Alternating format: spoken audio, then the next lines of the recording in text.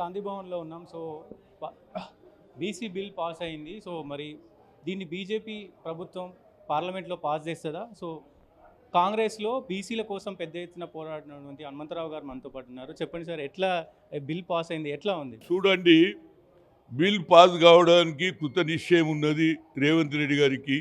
ఎందుకంటే రాహుల్ గాంధీ గారు కన్యాకుమారి నుంచి కశ్మీర్ వరకు పాదయాత్ర చేసి 4500 కిలోమీటర్లు నడిచిన తర్వాత ప్రజల బాధలు తెలుసుకున్నాడు. స్వాతంత్రం వచ్చి 76 ఏళ్ళు అయినా అట్టడుగున ప్రజానీకానికి న్యాయం జరుగుతలేదు, కులగన జరుగుతూనే న్యాయం జరుగుతుందని ఆయన ఆలోచన చేశాడు. దాన్ని ఇంప్లిమెంట్ చేయడానికి నేను 10 సార్లు 10 జిల్లాలు తిరిగిన, ఉమ్మడి జిల్లాలు అన్ని దగ్గర బీసీ మీటింగ్లు పెట్టాము. ఆఖరుకు కామారెడ్డిలో బీసీ సభ పెట్టి ఆ సభలో 42% రిజర్వేషన్ ఇస్తాని హామీ ఇచ్చాడు. అదేవిధంగా అసెంబ్లీలో కూడా క్యాబినెట్లో పెట్టాడు. 52 రోజులు సర్వే చేయించాడు. ఆ తర్వాత ఇవాళ బిల్లు కూడా పాస్ అవుతుంది. దీనికి కారణం ఒకటే, ఎందుకంటే గతంలో కూడా సోనియా గాంధీ గారు ఆ రోజులలో ఐఐఎంలో రిజర్వేషన్ కావాలని మేము కోరితే సుప్రీంకోర్టు కొట్టేసింది. ఒకటే ఆల్టర్నేట్ సుప్రీంకోర్టుకు, అంటే ఆల్టర్నేట్ పార్లమెంట్ కాబట్టి పార్లమెంట్లో బిల్లు పెట్టాలంటే మన్మోహన్ సింగ్ చెప్పింది, పెట్టించింది, అది బిల్లు పాస్ అయింది. అందువల్ల ఇవాళ కొన్ని వేల సంఖ్యలో ఐఐఐలు ఇంజనీర్లు అవుతున్నారు. అదేవిధంగా all India institute of medical సైన్స్లో డాక్టర్లు కూడా అవుతున్నారు. అది మొదటి నుంచి ఆ కుటుంబంలో బడుగు బలహీన వర్గాలకు సహాయం చేయాలని అగ్రకులాల్లో పుట్టిన ఆలోచన అదే ఇవాళ రాహుల్ గాంధీ గారు ఇంప్లిమెంట్ చేస్తున్నారు. దీనికి ఒకటే, ఇక్కడ పాస్ కావద్దు, ఢిల్లీలో పార్లమెంట్లో పాస్ కావాలి. దానికి ఇప్పుడే నేను స్పీచ్ ఇన్నా. నేను తప్పనిసరిగా ప్రధానమంత్రికి పోయినా ఆయనకు మనం అన్ని పార్టీల వాళ్ళు మద్దతు ఇస్తే తప్పనిసరిగా పాస్ అవుతుంది. దానికి తప్పనిసరిగా తెలంగాణనే దిక్సూచి అవుతుంది. దీంతో మీరు బీజేపీ నిజంగా సపోర్ట్ చేస్తుంది అనుకుంటున్నారు?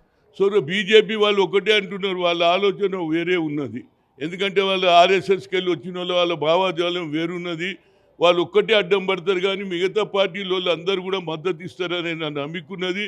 ఆ బిల్లు పాస్ అయితేనే నిజమైన న్యాయం జరుగుతుంది. లేకపోతే అది కేవలం తెలంగాణకే కాదు, రాహుల్ గాంధీ యావత్ భారతదేశం గురించి ఆలోచన చేశాడు. 90% ఉన్న ప్రజానీకానికి అన్యాయం జరుగుతుంది, 10% ఉన్నోళ్ళే లాభపడుతున్నారని చెప్పింది. కాబట్టి దానికి తప్పనిసరిగా అన్ని పార్టీలను కలవాలి. అన్ని పార్టీలు మొన్న నేను మా ఇంట్లో మీటింగ్ పెడితే బీఆర్ఎస్ వాళ్ళు మేము అవుట్ రైట్ మద్దతు ఇస్తామన్నారు పార్లమెంట్లో. అదేవిధంగా మిగతా పార్టీలు వాళ్ళు కూడా సిపిఐ కానీ ఇతర పార్టీలు డిఎంకే కానీ అన్ని పార్టీలు మమతా కానీ అందరు మద్దతు ఇస్తే తప్పనిసరిగా పాస్ అవుతుంది. అందరం కలిసిపోదాం, ప్రధానమంత్రిని కలుద్దాం. నేను కూడా 3 సార్లు కలిసిన ఆయన బీసీ ప్రధానమంత్రికి ఆయన కులగన చేయలే, మన సెపరేట్ మినిస్ట్రీ చేయలే. ఏదైనా ఇది ఒక ఛాన్స్, దీని మీద తప్పనిసరిగా పోరాడాలి. అదేవిధంగా మన రేవంత్ రెడ్డి గారు ఒక మంచి కార్యక్రమం పెట్టుకున్నారు. తెలంగాణలో స్పోర్ట్స్ సిటీ చేయాలి అంటున్నాడు. యావత్ భారతదేశంలో ఎవరికి ఆలోచన రాలేదు, అది రాజీవ్ గాంధీకి వచ్చింది. ఏషియన్ గేమ్ చేశాడు. అదేవిధంగా అదే ఆలోచన రాహుల్ గాంధీకి మన రేవంత్ రెడ్డికి వచ్చింది. కాబట్టి రేపు జరగబోయే ఐపీఎల్ మ్యాచెస్ మన దగ్గర కూడా జరుగుతాయి. కాబట్టి 22 నుంచి జరుగుతుంది. నేను ఆల్రెడీ గతంలో కొట్లాడి ఉప్పల్ స్టేడియాన్ని రాజీవ్ గాంధీ పేరు పెట్టించిన అన్నాడు రాజశేఖర్ రెడ్డి ఉన్నప్పుడు. అదేవిధంగా ఇవాళ నా ఉద్దేశంలో స్టాచ్యూ తయారు చేయించిన, జనరల్ బాడీ మీటింగ్లో పెట్టిన స్టాచ్యూ తయారైంది. అది 14 నుంచి 20 తేదీ లోపల పెట్టుకున్నా. 20వ తేదీ నాడు వచ్చి ఆయన ఇనాగ్రేషన్ చేస్తే వచ్చినటువంటి యువకులు పిల్లలందరూ ఎంజాయ్ చేస్తారు. అది మంచి స్టాచ్యూ తయారు చేయించి పెట్టిన, దాన్ని ఇనాగ్రేషన్ చేయమని కోరుతున్నా. అదే శ్రీధర్ బాబును కూడా కోరాను, తప్పనిసరిగా వచ్చేస్తే పిల్లలందరూ కూడా ఎంజాయ్ చేస్తారని నా కోరిక. మీరు బీసీల కోసం చాలా రోజుల నుంచి కష్టపడతా ఉన్నారు.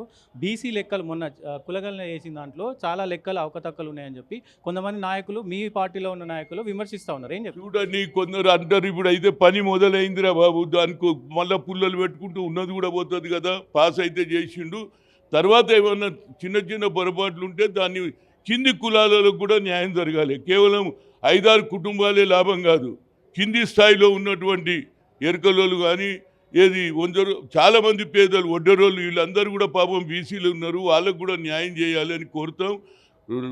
కేవలం ఇవాళ అయితే ఏదైతే ఎస్సీ వర్గీకరణ జరుగుతుందో అదేవిధంగా మా పార్టీలో కూడా ఏది ఈ ఆలోచన రావాలి. కింది వానికి కూడా లాభం అయినాడే, ఇప్పటిదానికి అసెంబ్లీ చూడలేదు, మున్సిపల్ కార్పొరేషన్ చూడలేదు, కాబట్టి వాళ్ళకు కూడా అవకాశం ఇవ్వాలి. ఈ విద్య కానీ తీన్మార్ మల్లన్న ఈరోజు హరీష్ రావుని కేటీఆర్ని కలిసిండు. గతంలో కేసీఆర్ చేసిన సమగ్ర కుటుంబ సర్వేనే మంచిగా ఉంది, ఈ కాంగ్రెస్ పార్టీ చేసింది బాగాలేదని చెప్పి ముచ్చటించిన చెప్పని అది ఓల్డ్ కేసు అయిపోయింది. నిజంగానే మీకు చిత్తశుద్ధి ఉంటే ఆనాడు ఎందుకు పెట్టలే? ఆనాడు పెట్టినుంటే ఇవాళ మీరే హీరో అయిదురు కదా. ఇవాళ హీరో రేవంత్ రెడ్డి అయ్యిండు.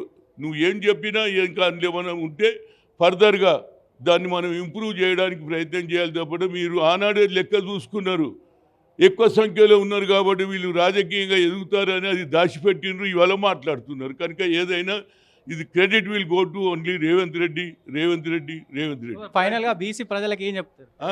తెలంగాణ బీసీ ప్రజలకు ఏం చెప్తారు? బీసీ ప్రజలకు ఇలాంటి అవకాశాన్ని ఉపయోగించుకోవాలి. తరతరాల నుంచి మనం అనగదొక్కిన మన పిల్లల భవిష్యత్తు బాగుండాలి, మంచి చదవాలి, అదేవిధంగా రాజకీయంగా కూడా ముందుకు రావాలి అనేదే నా ఉద్దేశం. Thank you.